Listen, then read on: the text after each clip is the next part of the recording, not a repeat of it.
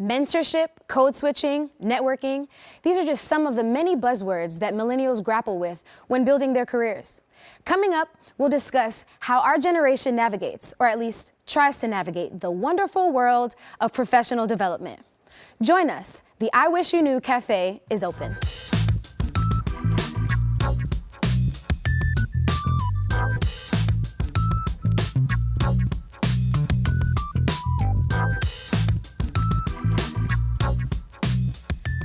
Hi, I'm Christina Jones, and joining me on the couch is Will Lash, Amir Tyson, Mia Prado, and Letitia Austin. And our social media master today is Kiara Bell. So let's get to it. Millennials are projected to make up 75% of the American workforce by 2025. That's just 6 years from now. It's hard to believe, given the obstacles we face in the current job market, landing that perfect job has us stressed out and anxious. So, what are some strategies that we're using to level up our careers, and what are some challenges that we're facing in the process? To go with what you said about the perfect job, I think that as far as the millennial generation goes, you spend a lot of money on college, and you graduate with a degree in a particular field, and then, of course, you want to find a job in that field. So, what happens when you can't find a job in that field? Do you just take any job, or do you actually wait until you can find something, that basically is worth the money that you paid? Right. I think also, do you start at an entry-level position and work your way up, or do you look to get that top-paying job, that dream job, if you will, that you've been working for, that you've paid for, right. All this time? And in my opinion, I think that usually you have to start from, the bottom up. Of course. Because you don't have that on-the-job experience yet, and that has to be developed. Well, like you just said, there's 75 million, millennials in the job force. So not only are you competing against all the other millennials in the job force, but you're also competing against the baby boomers. You're also competing against the Gen Xers. So there are only so many jobs to go around, at a particular level. I feel like a lot of millennials don't know how to conduct themselves, like after the interview's over. Like you have to show like appreciation and gratitude because there's so many people applying for that job. And once you get that opportunity, and you have that interview and you say, oh, thank you very much for like accepting me as like an applicant, like I'm very grateful, you have a higher chance of actually obtaining that job. Maybe. Just by like showing like. Depends on the kind of job that you're depends on the kind of job, Yeah. but just doing that, just showing kindness and appreciation, that might go a long way, True. So you never know. And it shows professionalism. Professionalism as well, yes. I agree, yeah.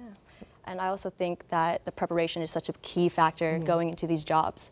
So like interviews, you need to make sure you understand your own criteria. What's your values? What are you looking for in a job? Do you qualify?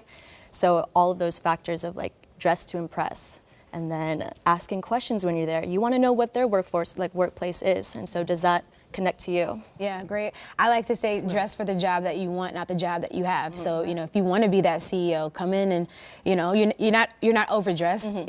Everybody else is underdressed. But like I said, it always depends on the field that you're going into. Yeah, sure. I work for an IT company and I'm a recruiter. So, when it really comes down to it, my thing is that can you do the job? Does your resume say that you can do the job? So a lot of times what you have to do is you have to go, if you have a job that you're interested in, look at that job description and tailor your resume to that particular job. I can honestly could care less if you have a cover letter. I can care less if you send me a thank you letter. As long as you show some level of professionalism, show up on time for the interview, and as long as you do what you need to do in that interview goes, you can actually show that you can do the job.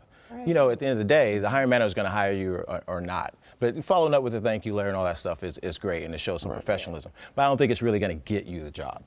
Well, a lot of things that we were discussing, I do know that a lot of companies, they look for you to tailor your resume geared towards that job. But what I think is a lot of millennials don't understand that we have a lot of workforce development programs that offer you training on how to conduct yourself in an interview, what to say next, interview questions, how to dress, how to look for jobs. And people so coming that out of the could military be too. That's used as well. That's a big transition. Yeah. Coming out of the military and into the civilian world. Like this generation, like we want instant gratification, but like there's like a saying, like Rome wasn't built in a day. Like you have to work your way up, and you have to prove to yourself in the workforce and in the workplace that you can actually make things happen. It's not going to happen right away, but if you show the results that you're actually like capable of moving up and moving in positions, like it's going to happen, but it's going to take time, and you have to have patience. Well, we're talking about getting a job. What about staying in a job? You know, because a lot of times the gratification that comes from the job, you know, you think that you're getting that perfect job, and then you get there and you're going to be doing exactly everything that, you know, that job description said that you're going to do, and you probably won't be.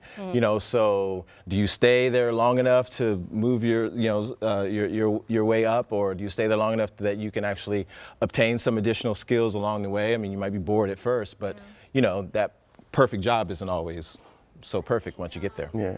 A lot of us millennials today, we usually don't stay at a job for a long period of time. Like, a lot of us get what we need. Okay, I can do this now. Now I'm going to go to the next job, run to the next job and say, okay, let me pick up some skills here, and then run to the next job. Like, you really don't find a lot of millennials staying there for 2, 3, 4, 5, even 10 plus years. Like, that's just kind of like not common today. So like, what do you guys think about that? Like, Right. So is that a good thing or a bad thing? Because it doesn't, Exactly. you know, it's like, all right, we worked there for 2 months and here for 6 months and here, you know, so It really depends. That's just something as well. It depends. It depends on who the hiring managers are, who you work for.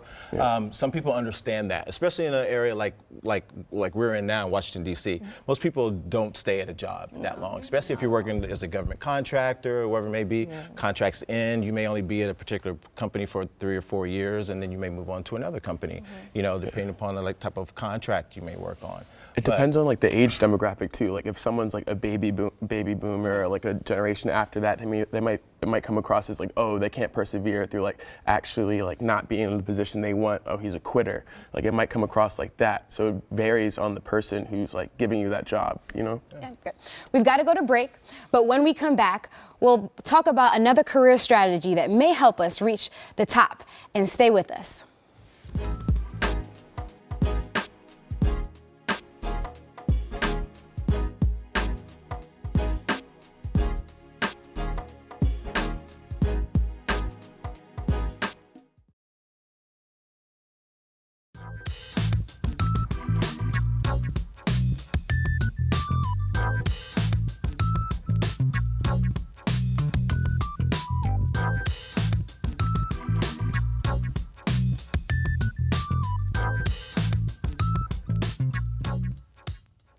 Welcome back to I Wish You Knew.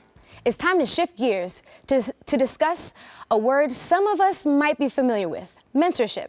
Is it necessary for personal growth? Have you or any of you guys been mentors or mentees? I've never been like a mentor for anybody, but there's also an example like in politics right now, Senator Cortez.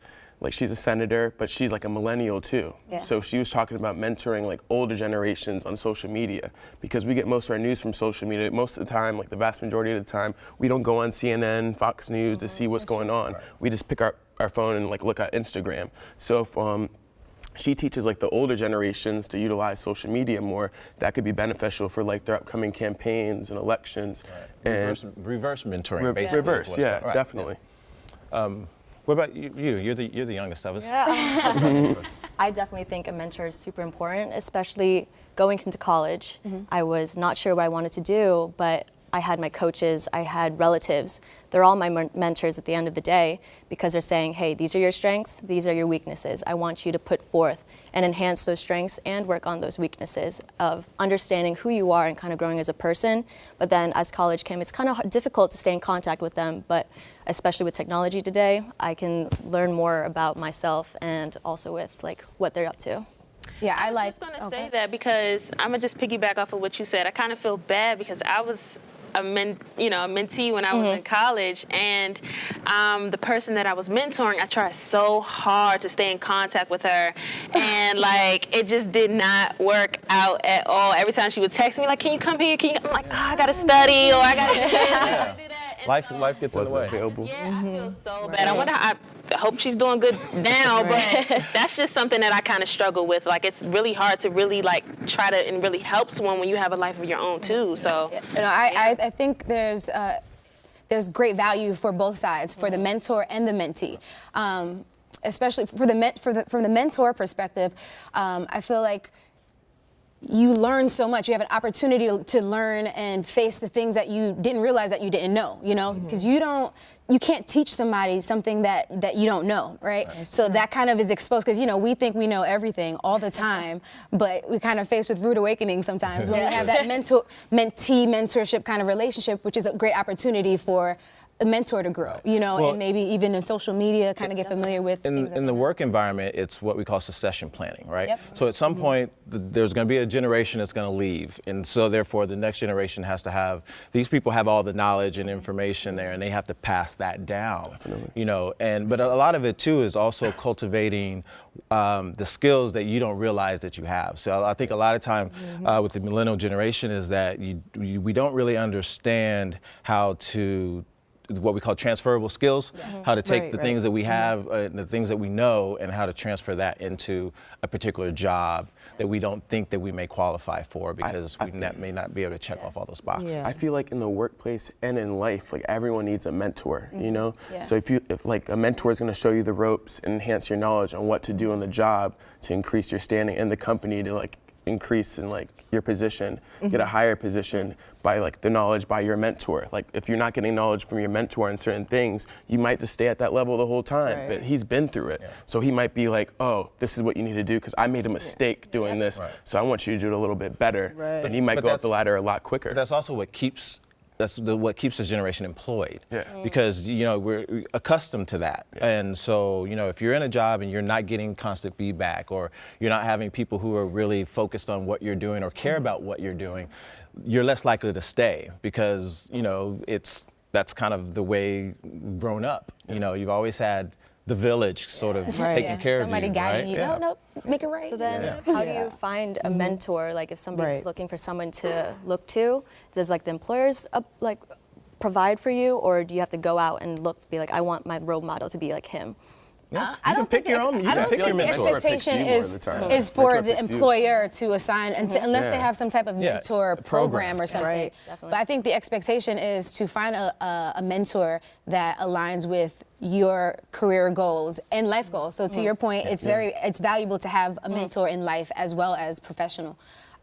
Just so you can avoid, you know, falling on your face when you don't have to, you know? I feel like the mentor just gravitates towards you, though. Like, it's not like like you have to pick a mentor. Like, the mentor could just see, like, oh, this person needs help. Like, he was in my position. Sometimes, but you can't always, you can't always expect that. You gotta be proactive, you right? You gotta get it. Definitely like, I like the way you move. I want to be like you, so will you be my mentor? And it's just, it's a humble kind of thing. You have to go up and humble yourself, because you're asking for this person to guide you. Right, you know? and they may not necessarily know, neither one of you may necessarily know what you're going to gain out of this, but you know, it's still you know, still a learning process, and if that mentor doesn't work out, you can find another. I kind of have a different spin on mentorship for those who never had a mentor. Like, what about the people who never had a mentor? You know what I mean? For me personally, I feel as though a mentor is very important to have, and it can kind of jumpstart, you know, your process of, you know, learning your weaknesses from an outsider opinion. But I do also think that there is another way for personal growth besides mentorship, which is basically learning through experiences, because I didn't have anyone to kind of mentor me through anything, whether it was work or, you know, home related, anything. So I kind of trial and error type of thing, you know what I mean? So I think it works for everybody. I do feel as though if I did have a mentor, I would have kind of caught on to things a little bit earlier on in life. But I do also understand that personal experiences can actually, you know, affect your personal growth as well if you kind of pay attention to it. Sometimes you'll see that person, you're like, man, that person, what is going on? They've been promoted like 3 times in like the past 2 years, because it's because of who they know and who they network with, you know, and not everyone is given those type of opportunities, but you know, like I said, sometimes you got to be proactive and seek them out for yourself. Great conversation, guys. Let's take this quick break. When we come back, we'll dive even deeper into mentorship and professional development when we return.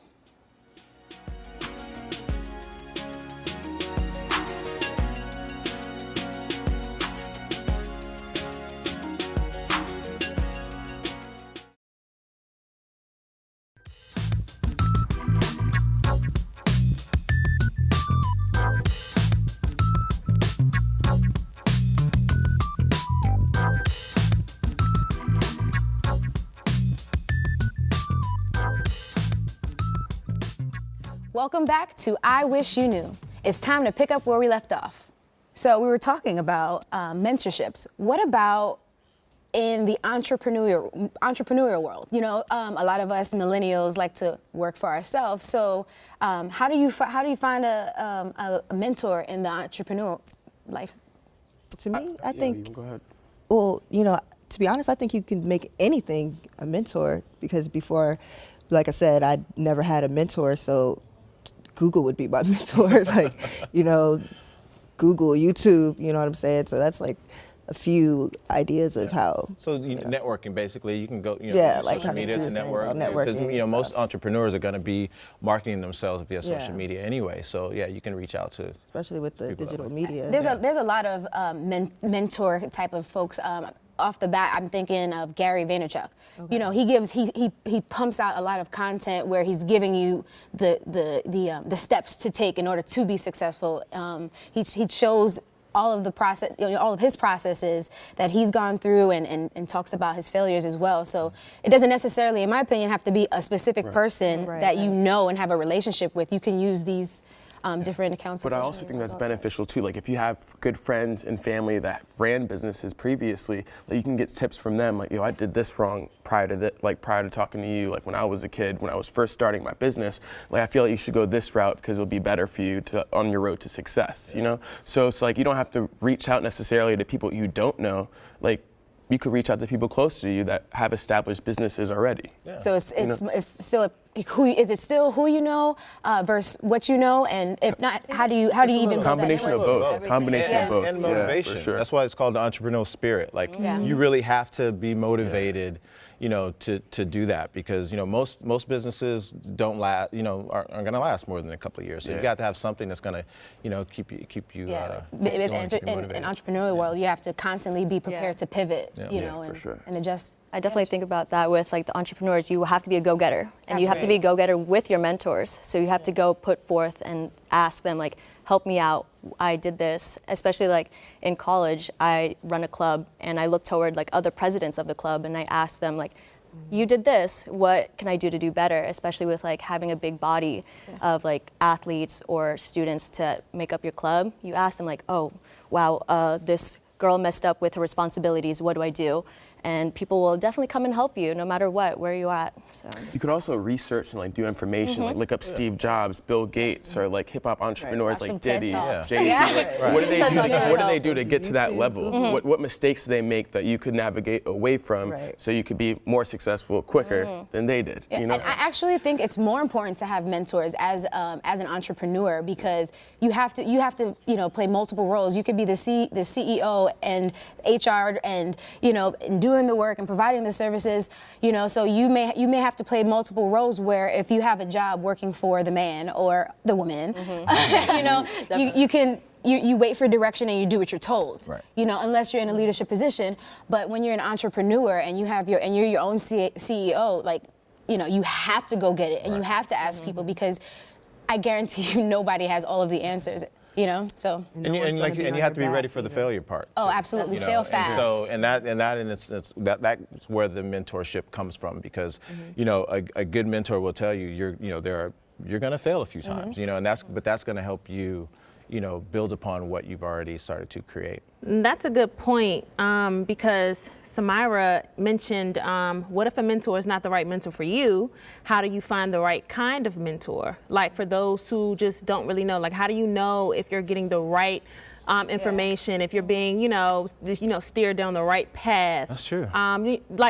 Just think about that. Like, how do you know if that, that's the right mentor for you? Right. Sometimes it's not going to be till it's too late. Till you get some wrong advice, and then you realize, oh, that wasn't the right person. I think that you're responsible to, have discretion. I think to identify, okay, do your own research. Like when you're doing research for a paper in school, you have to you have to make sure that these are trusted sources. Right. So you don't just go to somebody that looks like a stylist, because they can dress themselves well, or they do their own makeup well. But how do you know though? How do you know? How do you know that what they're doing is right, or if it's wrong? That means you would have to step outside of what they're telling you and go find someone else. You wouldn't find that that disrespectful, and then Right. they're like, oh, you know. Well, I mean, I a don't- mentor is not set in stone. You can have as many mentors as you want or need. Good point. I think even also with- part yeah. of being an entrepreneur is to take risks, and as well as problem solving and what it's all critical about. thinking. So once you have a process, you kind of can eliminate a lot of those, preconceived cautions. Yeah, like mentors Right. are human beings too, so they're gonna Yeah. make mistakes. They might tell you something that may